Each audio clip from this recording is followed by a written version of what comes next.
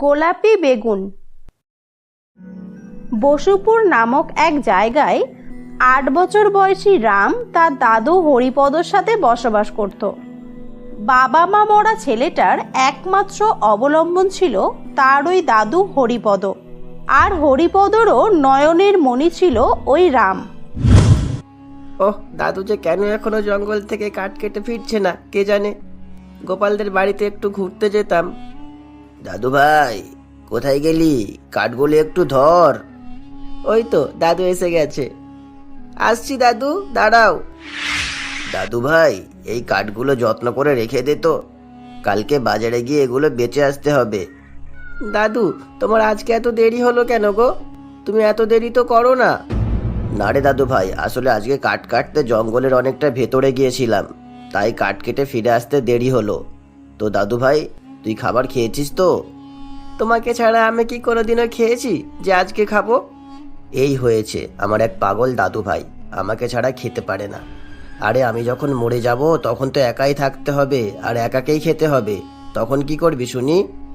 আবার আজে বাজে কথা বলছো। তুমি মরবে কেন? তোমার কোনোদিনও কিচ্ছু হবে না। আমি যখন বড় হয়ে চাকরি করব তখন আমি তোমাকে গাড়িতে চড়াবো, তখন তোমাকে আর কাঠ কাটতে যেতে দেব না। আচ্ছা আচ্ছা, ঠিক আছে, আমি আমার দাদু ভাইয়ের কেনা গাড়িতে না চড়ে মরবো না, ঠিক আছে? চল এবার চটপট করে খেয়ে নেই, খুবই খিদে পেয়েছে। তা তো একটু খিদে পেয়েইছে দাদু, আরেকটা কথা ছিল, একটু খেয়ে গোপালদের বাড়িতে খেলতে যাব, তুমি ততক্ষণ বাড়িতে শুয়ে একটু ঘুমিয়ে নিও। ঠিক আছে দাদু ভাই, যাবি, তবে সন্ধ্যার আগেই বাড়ি ফিরে আসবি। না না দাদু, খুব বেশি দেরি করব না, বাড়িতে এসে আবার পড়তে বসতে হবে যে। এরপর রাম খেলতে বেরিয়ে পড়ে। এই গোপাল, বাড়িতে আছিস? গোপাল? না রে, গোপাল তো বাড়িতে নেই। ও খেলতে যাবে বলে বেরোলো। অনেকক্ষণ তোর জন্য অপেক্ষা করছিল, তুই আসছিস না দেখে খেলতে গেল। ঠিক আছে কাকিমা, আমি দেখছি ও কোথায় গেল। গোপালটা আবার কোথায় খেলতে গেল কে জানে। যাই, জঙ্গলের দিকটাই গিয়ে দেখি একবার। আরে, জঙ্গলের এদিকে এত রঙিন ফলের বাগান আছে জানতাম না তো। সবকটা গাছেরই ফুলগুলো কত সুন্দর দেখতে। আরে, ওই আকাশি রঙের ফলটা তো সব থেকে বেশি সুন্দর দেখতে মনে হয়, নিশ্চয়ই খেতেও দারুণ হবে। যাই, খেয়ে দেখি তো। ওই আকাশি রঙের ফলটা খেতেই আরে আরে, এই আকাশি ফলটা খেয়ে আমি বিড়াল হয়ে গেলাম কেন? যা, এবার আমার কি হবে? আমাকে কি এভাবেই থাকতে হবে? আমি কি আর কোনোদিনও ঠিক হব না? আমার তো ভীষণ ভয় করছে। যাই, দাদুকে গিয়ে বলি। আরে, এই বিড়ালটার কি সাহস, একেবারে বাড়িতে ঢুকে পড়েছে। ওই, যা এখান থেকে। দাদু, আমাকে তাড়িয়ে দিও না, আমি তোমার আদরের নাতি রাম। রাম? তুমি রাম হবে কেন? তুমি তো একটা বিড়াল। রাম এরপরই জঙ্গলে ওর সাথে ঘটে যাওয়া সমস্ত ঘটনা দাদু হরিপদকে খুলে বলে। এ কি হলো আমার বাবা মা মরা নাতিটার সাথে? দাদু ভাই, একটুও চিন্তা করিস না, তোকে একমাত্র ভৈরব তান্ত্রিক বাবাই ঠিক করতে পারেন। এখনই তুই আমার সাথে ভৈরব তান্ত্রিকের কাছে চল। তারপর হরিপদ ও রাম দুজনে ভৈরব তান্ত্রিকের কাছে যায়। বাবা, আমার নাতিটাকে আপনি ঠিক করে দিন, আমার সুস্থ নাতিটা কেমন বিড়ালে পরিণত হয়েছে। আমি সব জানি, আমাকে আর কিচ্ছু বলতে হবে না। তোর নাতি এক ভয়ানক ফল খেয়ে নিয়েছে, আর ওই ফল খেলেই সবাই কোনো না কোনো জীবজন্তুতে পরিণত হয়ে যায়। বাবা, এর থেকে মুক্তির কি কোনো উপায় নেই? উপায় তো আছে, তবে তা খুবই কঠিন। বাবা, আপনি শুধু উপায়টা বলুন, আমি আমার নাতির জন্য সব কিছু করতে পারি। শোন তবে, এখান থেকে 100 মাইল দূরে সিংহলি পাহাড়ের নিচে পাথরকুচি জঙ্গলে একটি গোলাপি বেগুন গাছ আছে। সেই গোলাপি বেগুন গায়ে ছোঁয়ালেই কেবল ও স্বাভাবিক মানুষে পরিণত হবে। তবে ওই বেগুনে হাত দেওয়া অত সহজ হবে না, কেননা ওই বেগুন গাছটি এক ডাইনির।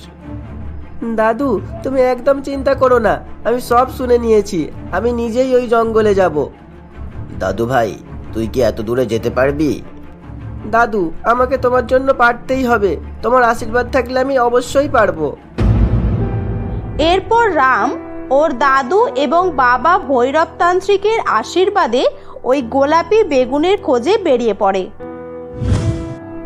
গোলাপি বেগুনের খোঁজে পাথরকুচি জঙ্গলে যাওয়ার পথে রাম রাস্তার পাশে একটি মাটির কলসি পড়ে থাকতে দেখে এবং তার ভেতর থেকে কান্নার শব্দ পায়। এ কি, ওই কলসিটার ভিতর থেকে কান্নার শব্দ আসছে কেন? আবার ওই কলসিটার মুখটা কাপড় দিয়ে বন্ধ করা কেন? গিয়ে খুলে দেখি তো।